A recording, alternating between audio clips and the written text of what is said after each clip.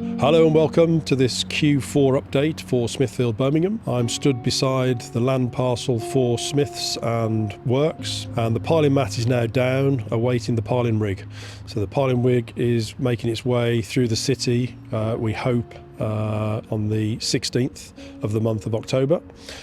And that'll take about 2 days to get in situ, and then piling will commence. We've organised that alongside the approval of our gateway application, which we again are hopeful will be in place to allow that to happen. So there could be a change to that, but we're very much hoping that those are the dates that groundwork will commence. So on the basis there's not a lot to show you on site today, I thought it'd be a good idea to meet the team and some of the consultants involved in the project of Smithfield House, Lofts and Works. So I'm here with Simon from CBP, the architects that have been with us from the very concept of Smithfield all the way through to today, as now we're just starting on site. So hi Simon. Hi there, hi Joe. Hi. So now we're on site. What's your role as an architect for this phase? Okay, so we're going through the gateway process. That's about to be approved through building control, building regulations. Once we get approval, then obviously we can start on site. And then that's our role with just supporting on-site works, answering queries and providing further information that may be required as works proceed on site. Sure. So it's that conversion from off the page, into real life. Absolutely, absolutely. Sure. Yeah.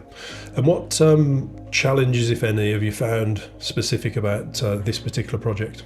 Because it's a high-risk building, the gateway process is quite intense. High-risk buildings, obviously, to you and I, don't really raise any red flags. But No. obviously, for the buyers of the building, what do we class as a high-risk building? High-risk building, buildings over 7 stories or over 18 metres. Okay. And obviously, this falls into that category. Sure. So it goes through a special process. Not standard building regulations. It goes through a special process where it's vetted intensely, really, and you have to provide all construction information at the Gateway 2 stage. Okay. Rather than providing information during the build process, it all has to be completed at the Gateway 2 stage. Sure. And that's the process we're going through now. Yeah, and that's been, for us as a developer and obviously, for us as a collective team of consultants, quite an arduous process, isn't it? It has, yeah. It is an arduous process because everything has to be designed. You can't start on site until everything has been designed and approved. Yeah. And that's the process we're going through now. Okay. So what would be the alternative? So just to put that into some context, say traditionally, or buildings that we've built and that we've built together with Prosperity historically, Yep. What would have been the difference between sort of now and then? The difference would have been a standard building regulations application. And for that, you put in basic drawings, basic plans, layouts, and you can then start on site, but then provide information going forward on site. But Sure. Obviously, with the gateway process, you can't do that. Yeah. So it's just been the volume of information, really, hasn't it? It has, yeah. Totally different application, a lot more involved, a lot more detail, a lot more consultant-led than we've ever known before as a developer. Yeah. What was the change and why? As it all comes from Grenfell. The regulations are really tightened up, and that's why this Gateway 2 process, where everything has to be provided before you start on site. It's a very good system. It takes longer to get to that point, but it means that when you do get to site, everything's approved, everything's agreed, and you can crack on with the works. Yeah, I mean, I think from a developer's perspective, as challenges as it has been for us because of the delays, when we get on site, I think, obviously seeing you guys, doing the work and the overlay of all the different disciplines that are going to be on site and all the different contractors, and seeing that up front, I think that's really going to help us to, make swifter progress once we're actually on site. Absolutely. So someone that's been with Prosperity for many, many years. This is Ron, our QS. Hi, Ron. Hi, Jim. Hi. So tell us a bit about your role as the QS, particularly on this project for Smithfield. Yes, I mean, this is our first Gateway 2 projects, really, so it is different to what we're used to in the past, really, so it is challenging, and it has taken, it's a different approach, really. Sure. We're getting the team specialist subcontractors on board early, so you're potentially losing a bit of competition. Sure. We're trying to better that all the time, but it's challenging, certainly. Sure. Okay. So, and how do you, because of the term of obviously the application and how long it's taken, and we've touched on it in different conversations, it's been an arduous process, and obviously we are one of the first through that process in real terms. So how do you keep an eye on costs when you've got inflation, but yet we're not on site yet? The relationship with subcontractors is good. Yeah. We're working with them, we're speaking to them, meeting with them, and they're working with us. So we're very close to letting some of the subcontracts now at the original prices, which is good. That's good. But there's one or two tweaks that we're trying to get on top of. But generally, people are working with us, and they understand they're in the same boat as us, really. Sure. Which I think it's an industry-wide thing, isn't it? Yeah. Sure. So. As we obviously get on site very, very soon in a matter of weeks, what will your role be ongoing throughout the project? Well, our involvement will be, again, slightly different. It's a construction management role, so dealing with each subcontract on a monthly, fortnightly basis, depending on what we agreed terms with them. Sure. But Okay. yeah, so it's keeping on top of the costs and dealing with any changes. But hopefully, the good thing about Gateway 2 is it's fully designed, so we shouldn't have too many changes.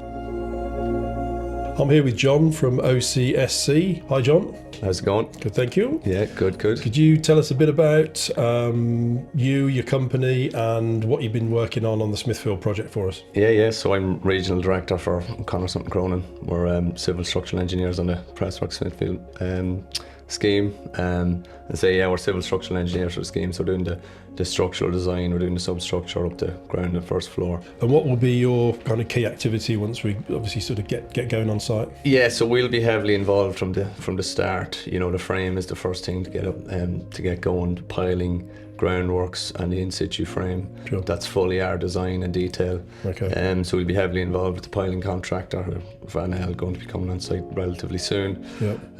Any sort of ground issues, if there's any obstructions in the ground, we'll be heavily involved trying to see if anything needs to be tweaked and whatnot to suit. So what's the window of time from piling, which starts very, very soon, through to the envelope, from FP McCann being sort of in effect complete from an envelope perspective? Yeah, so I think piling's down for about a 4 to 6 weeks program. Yeah. Then you're looking at probably 4 months or so getting the in situ frame up, and then I think FP McCann's probably have about a 9 month or so program to get the precast frame up. Sure.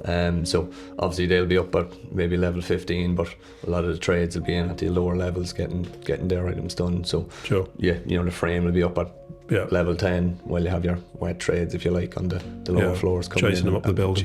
Chasing them up, yeah, exactly. Can you tell us a bit about Thornley and Lumb and what you've been working on the Smithfield project to date? Okay, so Thornley and Lumb, we're a M&E consultant working on behalf of Prosperity. We've developed the full M&E package for the scheme, including building physics, so all the energy modelling, SAP calculations, SBM calculations to understand the energy portfolio of the development, and also developed through the mechanical electrical design, incorporating specialist subcontractors as well. Okay. So there's been a lot of work to date, obviously. And then what's your roles particularly as we progress through the build? So as we move on to build stage, we'll be monitoring the installation, so checking compliance with the contractor installation, make sure it complies with the employee requirements and our design, to carry that through to Gateway 3, hand over the project, making sure we're on track and we're not deviating from that design. So apologies for the lack of on-site action for this update, but as you've heard from the consultants, the Gateway application and process is a very detailed, challenging application, but we are very much at the latter stages of that. Within weeks we will be receiving our approval, and then site works will commence in full, and then once we're on site, Progress will be swift. Certainly getting the groundworks done and then getting on site with the main envelope contractor will be happening quite quickly. So I'm hoping in future updates we'll have more to show you. But hopefully that gave you an insight into some of the team, the work that they're doing in the background to get us on site. It's the last update for the year, so although it's early, I wish you a Merry Christmas and a Happy New Year, and I'll look forward to updating you again in January.